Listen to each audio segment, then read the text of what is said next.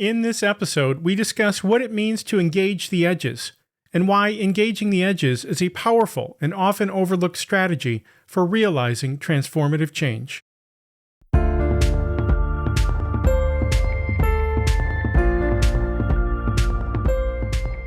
Welcome to another episode of All Things OD, where I'm here to help you offer more, be more, and live more, whether you're serving as an OD practitioner, change management professional, or business transformation consultant. I'm your host, Randall Scott, and it's great to be with you here today.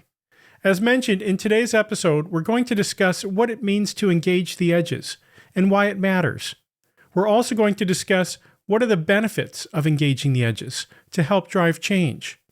And finally, we'll discuss several strategies and practices that you can use to help you see around the corners of things and integrate edge work into your daily OD and change routines. Now, before we begin, I want to offer you a free resource that complements and extends our discussion today, and that is a free copy of our ebook on hybrid OD, the emerging future of organization development. If you've been curious about the integrative power of leveraging both diagnostic and dialogic forms of OD in your work, then this ebook is for you. You can obtain the free ebook at henosispartners.com/hybridod, or if you're watching on YouTube, you can click on the link in the description below. All right, let's jump in.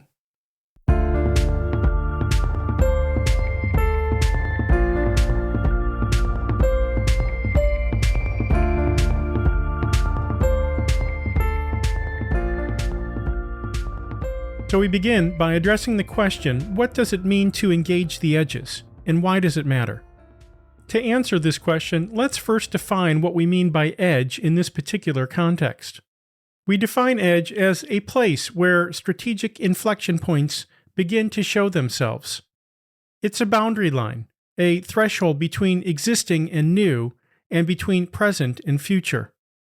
To help you connect with this definition of edge in this particular context, let me share a quote from Andy Grove, the former CEO of Intel, in his book, Only the Paranoid Survive, where he says that snow melts from the edges, from the periphery. It is at the edges, he says, that changes first occur and are evident. It's where things are most exposed. And so then, leveraging the definition above and Andy Grove's observation, we can say that engaging the edges means engaging the fringes, the periphery of things. It reflects traversing the boundary line between the present and the emerging future. So with this brief introduction, let's understand better what we mean by engaging the edges. When we talk about engaging the edges, we're really talking about engaging the edges in two regards. In one regard, we're talking about engaging the edges in terms of who. And what I mean by this is that we can engage individuals at system edge, that is, at the edge of our organizations. We can engage individuals at transactional edge, that is, at the edge of an industry that our organization operates within. And we can engage individuals at contextual edge, within the broader ecosystem within which our industry operates. And so, engaging the edges in terms of who, we can do so at three different levels. We can also engage the edges in terms of what. So, for example, we can engage at creator's edge, in terms of the different blogs that we read or podcasts that we listen to. We can engage at print edge, in terms of the different books and magazines that we choose to read. We can engage at web's edge, in terms of the different websites that we frequent. And finally, we can engage at training's edge, in terms of the professional development that we choose for ourselves. So there are four different ways that we can engage the edges in terms of what. And the reason why we need to engage the edges, as alluded to earlier, is because it is at the edges, the fringes, the periphery of things, that we find the emerging future, which can help us transform the present. So let's understand better what it means to engage the edges in terms of who. One level that we can engage in terms of who is at organizational level, at an organization's edge. And it's at an organization's edge that we find our innovators, our first adopters, our maverick types that reflect different perspectives and points of views. We can learn from such individuals, and it is for that reason that we should seek out and meet with such individuals to learn from them. to understand what they see, what they think, how they act, and what they feel. We can also engage at industry edge. Within any industry, there are innovators, those on the bleeding edge of things, pushing the envelope, so to speak. We can learn from such organizations. What are they doing differently? How do they perceive the world? What unique perspectives do they have in terms of meeting the needs and requirements of your organization's customers? As at organizational edge, you can learn a tremendous amount by engaging with individuals and organizations at industry edge. And it is for this reason that you should also seek out such organizations. Research such organizations. Attend their podcasts. Visit the same conferences that they visit. These are just a few ways in which you can engage at industry's edge. You can also engage in the broader ecosystem within which your industry operates.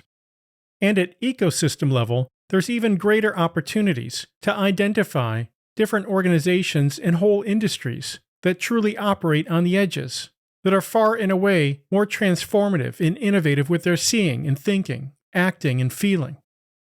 Here too, I would encourage you to engage the organizations and industries at ecosystem edge, and even beyond. There is much that we can learn from mavericks, both individuals, industries, and even ecosystems. And in all regards, what we're wanting to do is to bring the insights back with us from the edges to transform the present. And in bringing the insights from the edges, it actually prepares the organization for multiple plausible futures. It affords an organization an opportunity to transform itself in the present, and therefore influence its future. So this is what it means to engage the edges in terms of who. We can engage individuals in our organization at organizational edge. We can engage other organizations within our industry at industry edge. And we can engage broader ecosystems within which our industry operates. All three edges offer us tremendous opportunity to generate and gather insights from the edges to transform the present. So let's dive a bit deeper to understand the edges within our organizations. So at an organizational level, there might be two questions that you might be asking, which is who specifically is at the edges, and what type of people will we find there? Let's answer both of these questions next. So the first question to consider is who is at the edges of our organization? Well, one group of people at the edges of your organization are your sales staff, those that are on the front line, engaging with your customers and suppliers. Your customer service staff are also at the edges of your organization, interfacing with your customers. Your marketing staff are at the edges of your organization, trying to understand the marketplace and maybe how customer sentiment or requirements are shifting. Your advocacy staff operate at the edges of your organization, as well as any innovation labs that you might have to help you bring forth the new. You'll find skunkworks teams at the edges of your organization, those teams that are leveraging bleeding edge methods, tools, and techniques to also help bring forth the new. Your R&D teams operate at the edges of your organization, and your transformation teams operate at the edges, helping an organization to become more efficient and effective in what it does. So as it turns out, there are a number of different individuals that are operating at the edges of your organization. The other question to address is what type of people will we find at the edges? Well, you'll find your maverick types, those that see the world differently, think differently, and act differently. You'll find your disruptors, those that are discontent with the status quo, that are bent on bringing forth the new. You'll find your radical thinkers at the edges, and your experimenters, your tinkerers, if you will. First adopters operate on the edges of your organization. Thought leaders are also the type of person that you could find at the edges of your organization. And organization's innovators operate at the edges of an organization. And finally, your transformers, your consultant types, who are tasked with bringing forth the new. So as mentioned earlier, to obtain insights from the edges of your organization, you'll want to seek these individuals out. Understand how they see the world. What is their perspective and point of views on things? In what ways do they act differently from others? What key insights could they share with you to bring back to the center of the organization, to help transform the organization from where it is to maybe where it wants to be? To the extent that you do this, you unlock the power of engaging the edges. Next, we consider more deeply what it means to engage the edges in terms of what. One way that we can engage the edges in terms of what is to engage at creator's edge. And what this speaks to specifically are the different blogs that one may read or the different podcasts that one may listen to.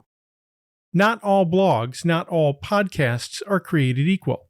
When it comes to engaging the edges in terms of what, you want to discriminate with your time. Be strategic with what you read and what you listen to. In addition to engaging at creator's edge, we also engage at print edge. And this speaks to the different magazines and books that we may read. Here again, you want to be discriminate with your time. Not all magazines or books are created equal, or will help you in the same regard.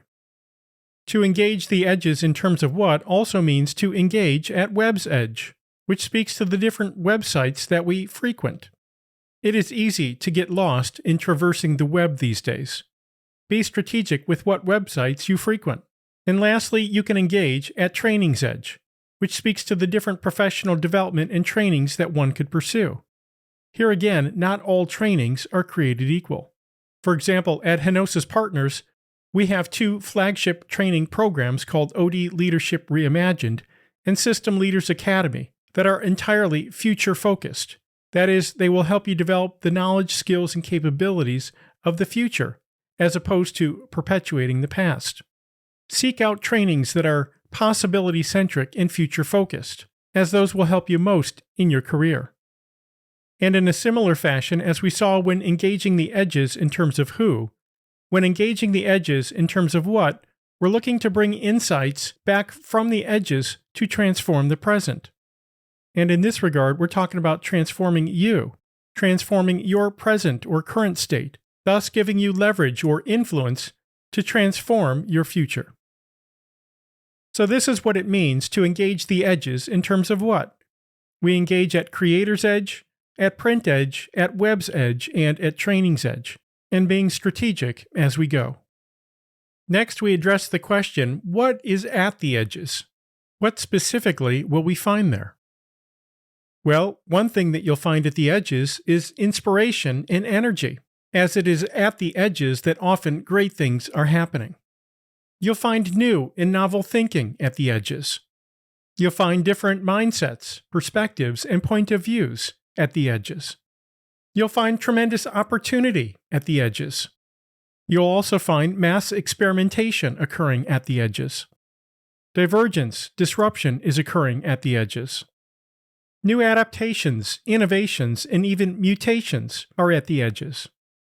And collectively, we can say that all of these things represent the emerging future.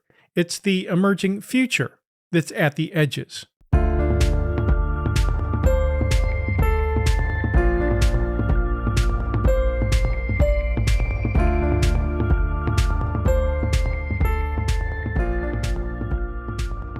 All right, so now that we understand what it means to engage the edges, let's dive deeper to discuss what are the benefits of engaging the edges. One benefit from engaging the edges is that we identify strategic inflection points sooner, to act on them earlier. Strategic inflection points represent situations where the underlying assumptions of a business are being challenged, and so identifying them sooner to act on them earlier is a good thing. Another benefit from engaging the edges is to improve organizational decision-making, and this occurring because of all the new ideas and divergent thinking that's occurring at the edges. When we engage the edges effectively, it also creates an ability to create a competitive advantage in the marketplace, as it affords an organization to have a first-mover advantage. Another benefit from engaging the edges is that the people on the edges feel seen, they feel heard, which leads to greater loyalty and ultimately greater engagement. Such conditions reflect the foundation of a healthy organization. When we engage the edges, we're also able to resolve conflicts quicker, more effectively, by leveraging the diversity that exists within the organization. As I like to say, diversity is the solution, it's not the problem. In some instances, engaging the edges can also help establish new partnerships, alliances, and even the development of different ecosystems. New innovations and better solutions also result from engaging the edges of an organization and beyond. When an organization effectively engages the edges, they're more effective in adapting to changes, as it's the insights that are obtained from the edges that help them to crystallize and prepare for potentially multiple different plausible futures. Engaging the edges also affords an organization the opportunity to get a better pulse on the marketplace, to see shifts in customer requirements sooner than others. And finally, and maybe in a most profound way, engaging the edges is an effective way to leverage complexity while embracing uncertainty.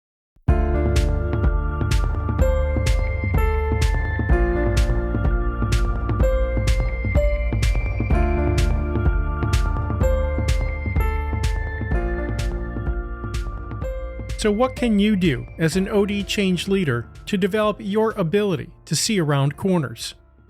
Developing the ability to see around corners begins with what to look for. And the types of things that we're wanting to look out for are the following: divergent trends and patterns, paradigmatic shifts reflecting strategic inflection points, disconfirming data to what we already know. Weak signals getting stronger is also something to be on the lookout for. That which is new or novel, the things that result in us taking a double take on things, is also something to be on the lookout for. Mutations, that is, new or different combinations of things, are also something to be on the lookout for. And finally, you'll want to be on the lookout for outliers. In addition to seeing differently to develop our ability to see around corners, we also need to be thinking differently. So, for example, we need to let go of our preconceived ideas to therefore let come of the curiosity of the unknown.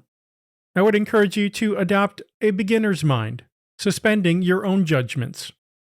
To see around the corners of things also requires us to acknowledge our cognitive blind spots. That is, our underlying assumptions, cognitive biases, and limiting beliefs in life. It requires us to embrace emergence, that is, to embrace the unknown. Developing the ability to see around corners also requires that we think in terms of diversity being a solution, not the problem. It requires us to think in terms of considering all data, even the data that we don't like. And finally, it requires us to suspend our absolute certainties, to consider other perspectives and point of views. Developing the ability to see around corners also requires acting differently. For example, it requires broadening one's data and information sources. This echoes back to our discussion around engaging the edges in terms of what? And being strategic when engaging at creator's edge, print edge, web's edge, and training's edge. To effectively develop the ability to see around corners, it also requires incorporating strategic foresight or scenario planning into one's work. It requires expanding one's network to include remarkable people. That is, people who think remarkably different than you do. To see around the corners of things, it also requires us to engage in a self-reflection and use of a reflective learning journal. I personally find this helpful to help me integrate my different thoughts, ideas, and learnings in life. Weak signal monitoring is yet another thing that we can do to help develop our ability to see around corners, with increased emphasis on monitoring key uncertainties and driving forces. And lastly, to develop the ability to see around corners, it requires us to identify the practice fields of opportunity that may exist in our current context, that is, within the organizations that we work in, to help engage the edges. And finally, to develop the ability to see around corners, it requires changing how we feel. So, for example, we need to be comfortable with engaging the edges. We need to be comfortable with meeting with individuals that might be remarkably different than we are. We need to be comfortable with engaging with the maverick types, the disruptors, the radical thinkers, the innovators out there. We also need to be comfortable with receiving and discussing disconfirming data.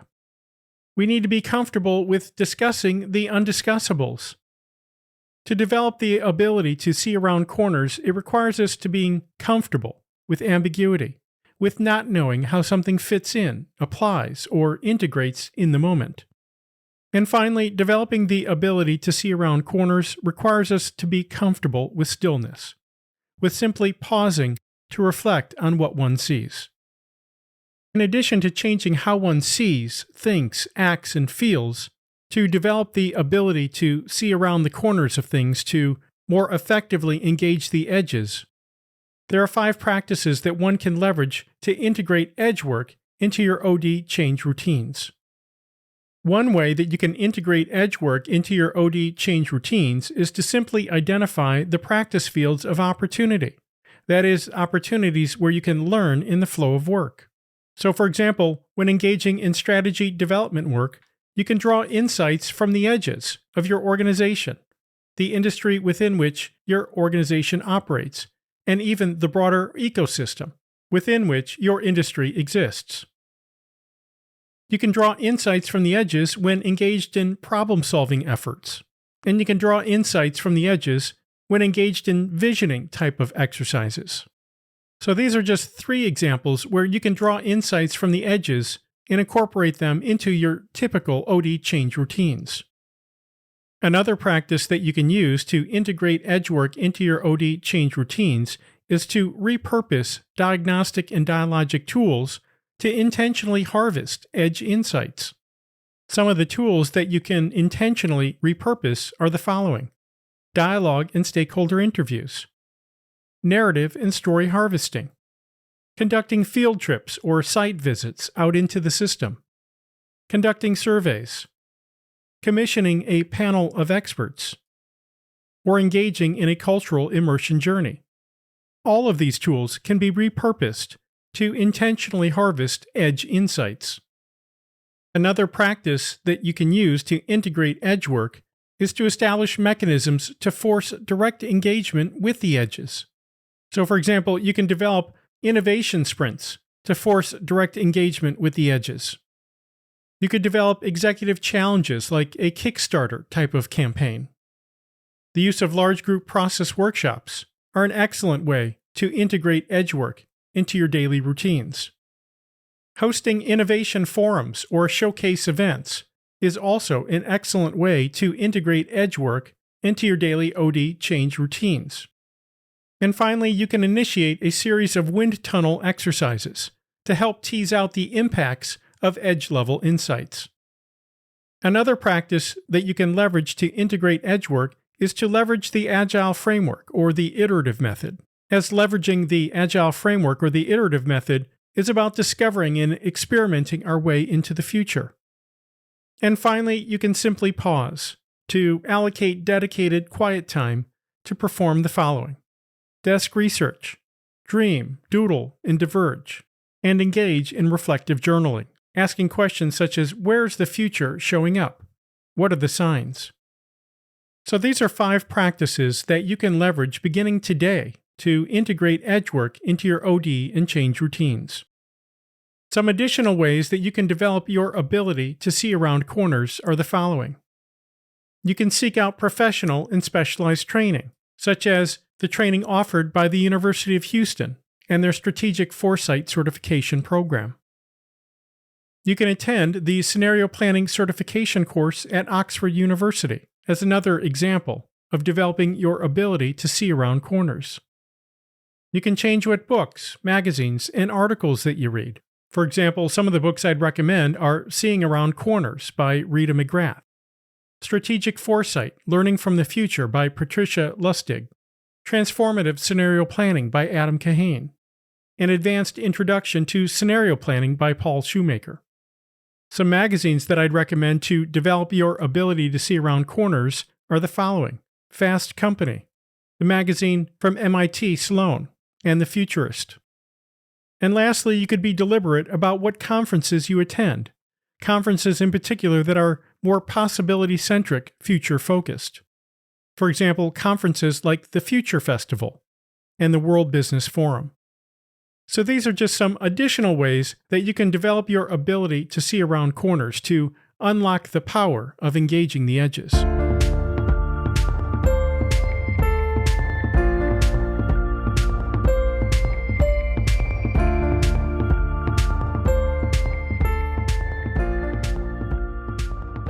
So let me share some final thoughts with you. First off, it's essential to have regular contact with people from different parts of an organization, industry, and ecosystem, especially at the edges. Seek out such places. Seek out such faces. And as you do this, maximize diversity, both cognitive and demographic diversity. Remember that diversity is the solution, not the problem. I would encourage you to identify and embed mechanisms into your operations and routines to obtain, discuss, and leverage insights that are coming from the edges. And as you do this, be open to receiving and hearing disconfirming data. Suspend your absolute certainties to consider perspectives and point of views that are different from your own. And lastly, adopt a beginner's mindset. Practice and encourage a culture of continuous curiosity. Well, that's it for this episode. I hope you found the content in this episode helpful. Please share your comments below, and if you like this video, hit the subscribe button and click the bell to get notified of all future weekly episodes. Also, don't forget to get your free resource. If you're watching on YouTube, click the link in the description below, or you can visit henosispartners.com/hybridod. Thanks again for tuning in, and we'll see you on the next episode.